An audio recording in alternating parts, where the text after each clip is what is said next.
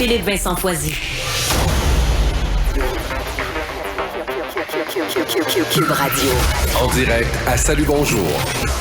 Alors, rejoindre notre collègue à Cube, Philippe Vincent Foisy. Bonjour, Philippe Vincent. Bien le bonjour. On est toujours dans les réactions, les commentaires à la suite de cette annonce sur les changements concernant le troisième lien. Si troisième lien il y aura, parce que c'est véritablement un retour à la case départ pour le gouvernement. Hein? Ah oui, je vais le croire quand je vais le voir. Ah oui, c'est un ce peu qu'on Thomas entend. là-dessus. Là. C'est mon vieux fond catholique, dirait certains. Oui, ça a été une grosse journée hier pour la ministre Geneviève Guilbeault qui, quand même seule au combat, là, est allée sur toutes les tribunes défendre la nouvelle mouture de ce projet-là. Mais comme tu dis, Marie, il n'y a pas grand-chose dans le nouveau projet. Là. On nous dit qu'il va y avoir du transport en commun.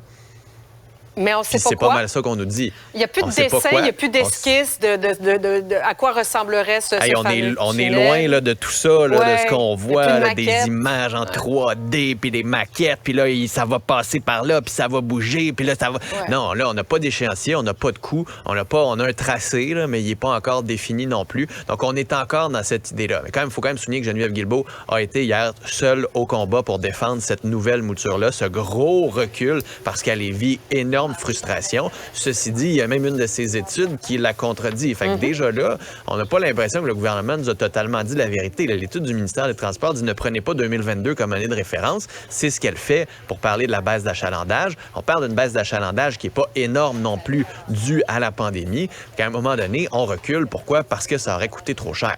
Après ça, il y a eu les autres réactions des autres ministres, notamment Bernard Drinville, qu'on a vu au bord des larmes. J'ai un peu de difficulté, moi. Est-ce que trop, c'est comme pas assez? Là, je retournais voir d'anciens extraits de Bernard Drinville qui disait ça de Justin Trudeau quand Justin Trudeau pleurait trop. Faut pas que ça ait l'air prof de théâtre. On parle d'un projet de tunnel. Je peux comprendre que tu sois frustré, mais c'est un projet de tunnel.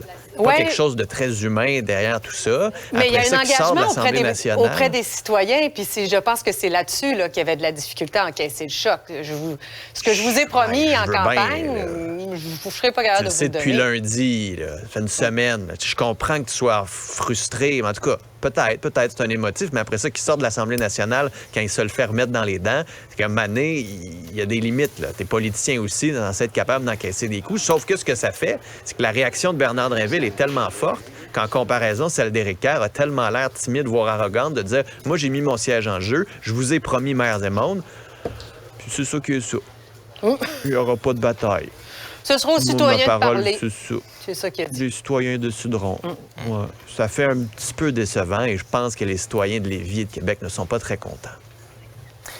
Bon, ben, on avait beaucoup de choses à dire là-dessus ce matin. Merci beaucoup. Ben oui, mais ça va être un beau week-end pour le cynisme avec les 2 milliards d'arbres qu'on plantera pas au Canada. Là, vraiment, là. Bravo les amis. Oui, c'est gelé encore pour planter dans certains secteurs. Là. Les spécialistes en horticulture nous le disent, entre autres pour nos plants de tomates. Merci. Salut. Cube Radio.